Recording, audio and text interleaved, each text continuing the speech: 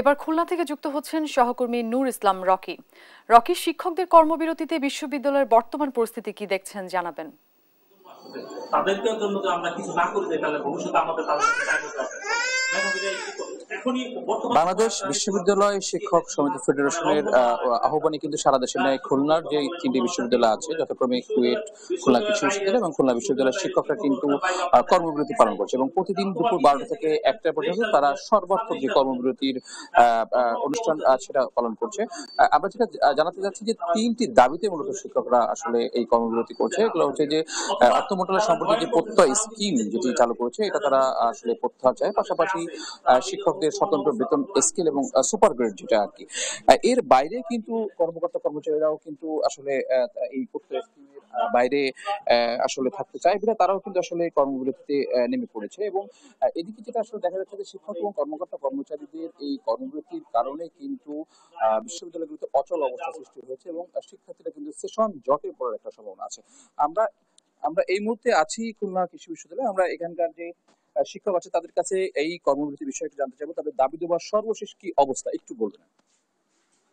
ধন্যবাদ আপনাকে। আপনারা জানেন যে আমরা চতুর্থ দিনের মতো আজকে কর্মবিরতি পালন করছি, সর্বাত্মক কর্মবিরতি, এবং বিশ্ববিদ্যালয় আমাদের অন্যান্য বিশ্ববিদ্যালয় না, খুলনা কৃষি বিশ্ববিদ্যালয়ের সর্বাত্মক কর্মবিরতি চলছে।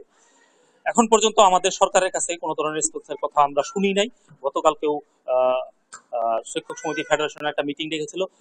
ওই মিটিং এ গতকালকে সর্বোচ্চ উপস্থিতি ছিল এবং সবাই এক বাক্যে বলেছে যতক্ষণ পর্যন্ত প্রত্যয় স্কিম থেকে আমাদেরকে প্রত্যাহার করানো হবে ততক্ষণ পর্যন্ত আমাদের এই আন্দোলন চলবে। আমরা তারই ধারাবাহিকতা খুলনা কৃষি বিশ্ববিদ্যালয় আন্দোলন চালিয়ে যাচ্ছি যতক্ষণ পর্যন্ত দাবি না আদায় হচ্ছে। প্রত্যয় স্কিম থেকে প্রত্যাহার, সুপার গ্রেড এবং স্বতন্ত্র বেতন স্কেল, অন্যান্য বিশ্ববিদ্যালয়ের অন্যান্য দেশের সাথে তুলনামূলক স্বতন্ত্র বেতন স্কেল যতক্ষণ পর্যন্ত না দেওয়া হবে ততক্ষণ পর্যন্ত আমরা আন্দোলন চালিয়ে যাব বর্তমান বাংলাদেশ শিক্ষক সমিতি ফেডারেশনের আহ্বানে। ধন্যবাদ আপনাকে। আমরা একটু জানতে চাচ্ছিলাম যে এই আপনাদের কর্মবিরতির কারণে কিন্তু শিক্ষার্থীরা সেশন জটে পড়ছে, এই বিষয়ে আসলে কিভাবে দেখছেন?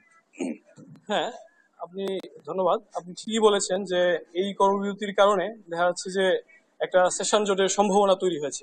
তো এই জন্যই আমরা বারবার সরকারকে নক দেওয়ার চেষ্টা করছি যাতে করে এই কর্মবিরতি আমরা দ্রুত প্রত্যাহার করতে পারি। আমাদের দাবিগুলা, তিনটা দাবি স্যার বলেছেন, এই দাবিগুলা মেনে নিন, আমরা সাথে সাথে প্রত্যাহার করে ফেলবো এবং এর যে প্রয়োজনীয় ব্যবস্থা আমরা যদি দেখি যে গ্রহণ করা হয়েছে তখন আমরা এই থেকে ফিরে আসবো। তো ফলে এবং আমরা পরবর্তীতে ইতিমধ্যে আমাদের ফেডারেশন থেকে ঘোষণা দেওয়া হয়েছে যে আমরা পরবর্তীতে শিক্ষার্থীদের যে সমস্যাগুলা সেগুলো আমরা পুষিয়ে দেওয়ার জন্য আমরা এক্সট্রা ক্লাসেরও আয়োজন করতে পারি।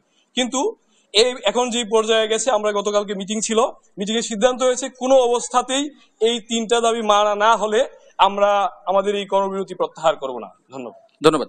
দর্শক, আপনারা যেমনটা শুনছিলেন যে শিক্ষকরা কিন্তু বলছে যে তাদের এই কর্মবিরতির কারণে সেশন জটের সৃষ্টি হচ্ছে এবং তারা এটা সমাধানের জন্য অতিরিক্ত ক্লাস বা অনলাইনে ক্লাসের যে ব্যবস্থাটা নিতে যাবে এবং তারা এর পাশাপাশি যেটা জানাতে চাচ্ছে সেটা হচ্ছে যে অতি দ্রুত সরকার যেন এই বিষয়ে একটি ভালো সিদ্ধান্ত নেয়, এমনটি প্রত্যাশা খুলনার পাবলিক বিশ্ববিদ্যালয়ের শিক্ষার্থীদের। খুলনা থেকে এটা ছিল আমার কাছে সর্বশেষ খবর। অরিন। রকি, আপনাকে ধন্যবাদ। দর্শক, খুলনা থেকে যুক্ত হয়েছিলেন আমাদের সহকর্মী।